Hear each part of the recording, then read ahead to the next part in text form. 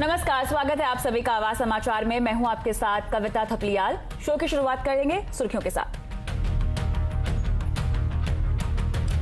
UK में नए corona virus से बाजार में बड़ी गिरावट, 425 अंक लुढ़ककर निफ्टी 13,300 के करीब बंद। इंडेक्स के सभी 50 शेयर लाल निशान में बंद। निफ्टी बैंक ने लगाया 1200 अंकों का गोता। ब्रिटेन में कोरोना के नए वायरस से हड़कंप, भारत ईयू के देशों सऊदी अरेबिया ने यूके की उड़ानों पर लगाई रोक। यूके से भारत आने पर आरटी-पीसीआर टेस्ट जरूरी।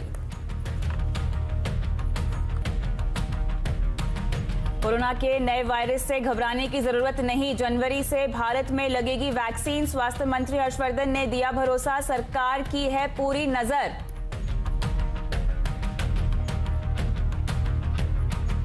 देश के ज्यादातर लोग नए कृषि कानून के सपोर्ट में, 57% लोग चाहते हैं कि खत्म हो किसान आंदोलन। न्यूज 18 नेटवर्क का मेगा सर्वे।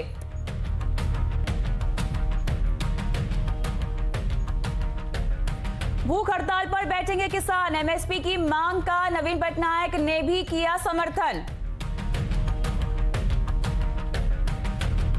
अमेजॉन फ्यूचर रिटेल मामले में दिल्ली हाईकोर्ट का फैसला, कहा फ्यूचर ग्रुप का बिक्री का फैसला गलत नहीं है, हालांकि माना अमेजॉन को रेगुलेटर के पास जाने का हक। बंगाल में बीजेपी का दहाई का आंकड़ा पार करना मुश्किल, ममता के स्ट्रैटेजिस्ट प्रशांत किशोर की भविष्यवाणी, कैलाश विजयवर्गीय ने ली चुटकी।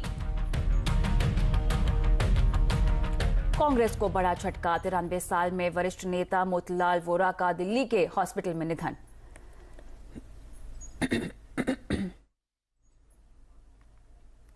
यूके में कोरोना वायरस का नया और ज्यादा खतरनाक स्ट्रेन मिलने से शेयर बाजार में कोहराम रहा। सेंसेक्स और निफ्टी 3% टूटे हैं, जो 4 मई के बाद की सबसे बड़ी गिरावट बताई जा रही है। निफ्टी के सभी 50 शेयरों में गिरावट रही, तो वहीं सभी सेक्टर्स पर भी हमने दबाव हावी देखा। मिड कैप इंडेक्स ने 4% का गोता लगाया है। लेकिन आज का कारोबार मोटे तौर पर कैसा रहा, अपडेट लेते हैं हमारे सहयोगी यतिन मोहता से। तो यतिन, आज हफ्ते की शुरुआत लाल निशान में हुई है, बाजार ने गिरावट दर्ज की।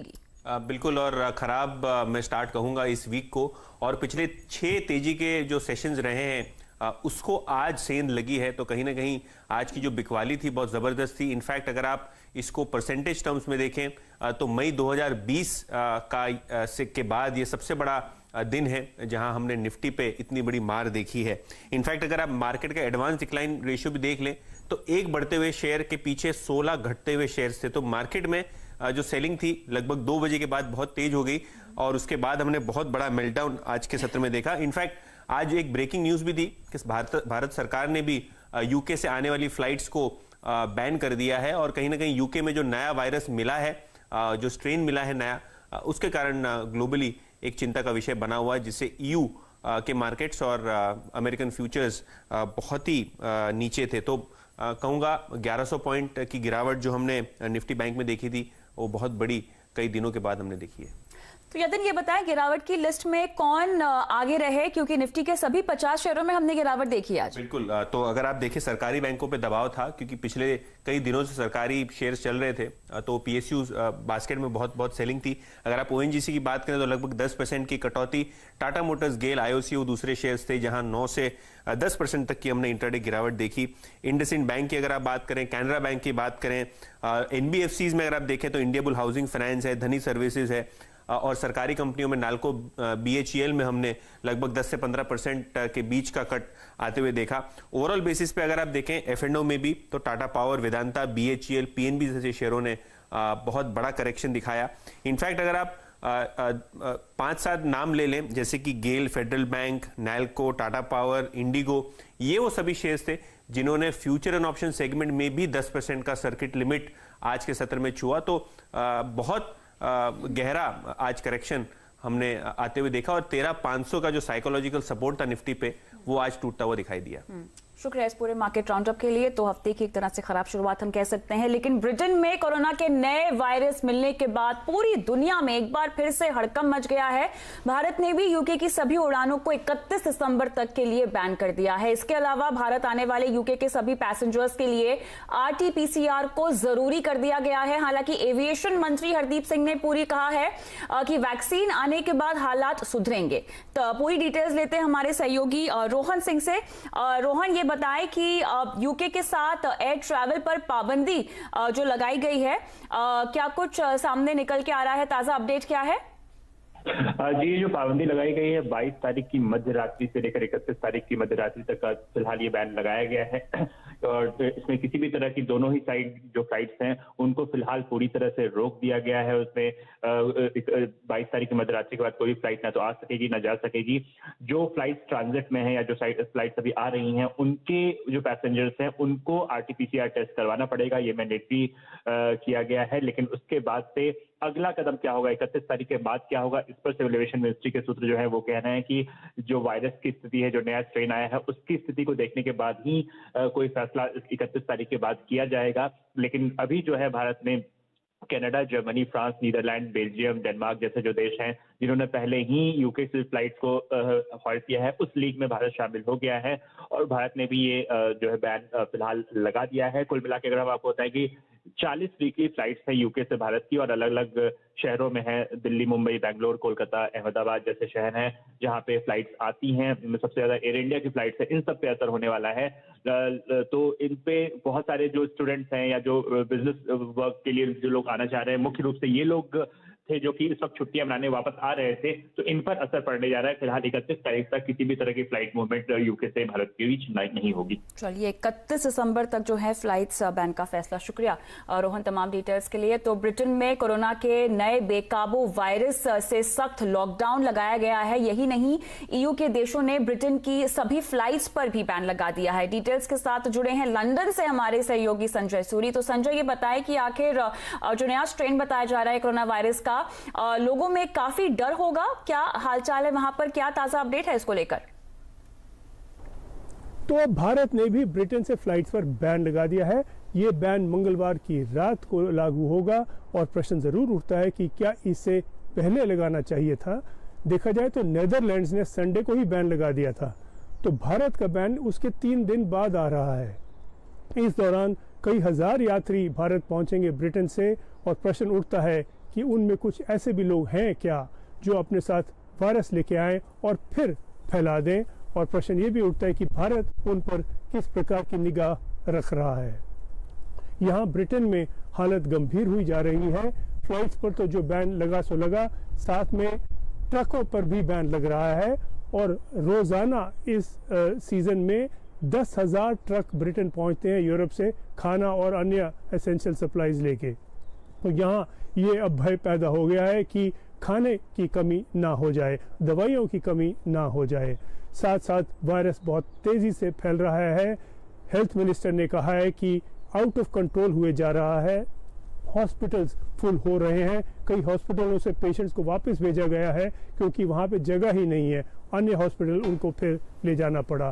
तो सिचुएशन अब बहुत ही सीरियस हुई जा रही है दिन ब दिन। बिल्कुल, शुक्रिया तमाम डिटेल्स हमें देने के लिए संजय। तो ब्रिटेन में वायरस जो है वो 70% ज्यादा घातक बताया जा रहा है। इसी नोट पे हम रुकेंगे छोटे से ब्रेक के लिए और ब्रेक के उस पार खबरों का सिलसिला बरकरार है। बने रहे CNBC आवाज के साथ।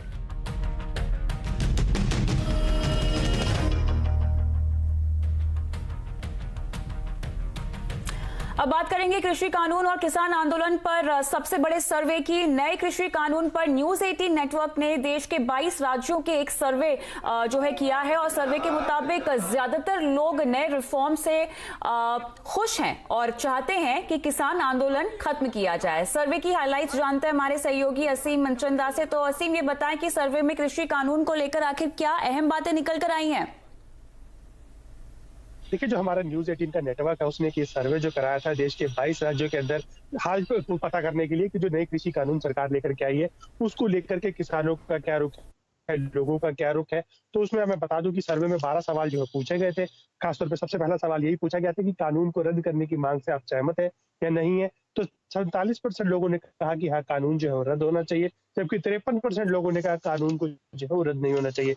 उसके अलावा काफी सारे सवाल जो पूछे गए थे कि आप कृषि में चाहते हैं आधुनिकीकरण जो है हो, या आपको दावा है, सरकार जो दावा कर रही है कि नया कृषि कानून लेकर के आई है, उससे मॉडर्नाइजेशन होगा या नहीं होगा। तो 73% लोगों ने कहा कि हाँ, मॉडर्नाइजेशन होना चाहिए। 54% लोगों का कहना है कि सहमत है कि जब सरकार जो नया कानून लेकर के आई है उससे मॉडर्नाइजेशन जो होगा। इसके अलावा ये भी पूछा गया था कि जो नए कानून है वो किसानों को एमएसपी पर बेचने की आजादी जो है वो देंगे। तो उस पर 68% लोगों ने कहा हाँ, जो नया कानून है वो किसानों को एमएसपी से जो मंडी से बाहर है वो एमएसपी से ज्यादा पर जो है वो बेच सकता है। इसके अलावा ये पूछा गया था कि प्रधानमंत्री ने ये कहा है कि आप जो एमएसपी है वो खत्म नहीं होगी। तो 61% लोगों ने कहा हम इस बात से वाकिफ है। जबकि ये पूछा गया था कि सरकार ने ये भी कहा है कि लिखित आश्वासन जो है वो देगी कि एमएसपी खत्म नहीं होगा। तो करीबन 64% लोगों ने ये कहा कि हाँ, एमएसपी जो है वो खत्म नहीं होगा। इससे अलावा और भी कई सवाल जो है वो पूछे गए थे कि क्या आपको लगता है ये सारा जो एजिटेशन हो रहा है, आंदोलन हो रहा है, वो राजनीति से प्रेरित है। तो करीबन 49% लोगों ने कहा कि हाँ, हमें लगता है ये सब कुछ राजनीति से प्रेरित है। जब एक सवाल ये भी था कि जब विपक्षी नेता पहले इस बात को कहते थे, अब आ गए हैं दोबारा से इसका विरोध जो है वो कर रहे हैं, तो 56% लोगों ने माना कि हाँ, ये ऐसा है कि जो विपक्ष में जो अब लोग हैं वो पहले इस कानून का समर्थन जो है वो कर रहे थे। इसके अलावा सबसे बड़ा सवाल ये था कि क्या अब किसानों के प्रदर्शन को बंद करने का वक्त जो है वो आ गया। तो 57% लोगों ने माना है कि हाँ, अब किसान अपना प्रदर्शन जो है वो बंद जो है वो कर सकते हैं। जब लेकिन अभी फिलहाल कर मैं किसानों की बात करूँ तो किसानों का कहना है कि वो अपना आंदोलन जो है वो जारी रखेंगे। अभी वो भूख हड़ताल जो है वो करने की शुरुआत जो है वो कर रहे हैं। उसके बाद 25 से 27 दिसंबर तक वो टोल जो है वो मुफ्त कराएंगे। तो अब सरकार ने इस बीच किसानों से कहा है, दोबारा से एक लेटर जो है जारी किया है और कहा है कि आप आइए और दोबारा से बातचीत जो है वो शुरू कीजिए। तो अब देखना होगा किसान जो आगे बढ़ करके आते हैं और दोबारा से सरकार से बातचीत शुरू करते हैं या नहीं करते हैं।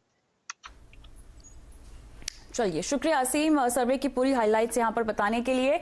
तो किसान आंदोलन पर देश के मूड को क्या सरकार और किसान समझेंगे और क्या अब किसान आंदोलन खत्म हो जाएगा, आज इसी पर करेंगे आवाज अड्डा में बड़ी चर्चा 5:57 पर।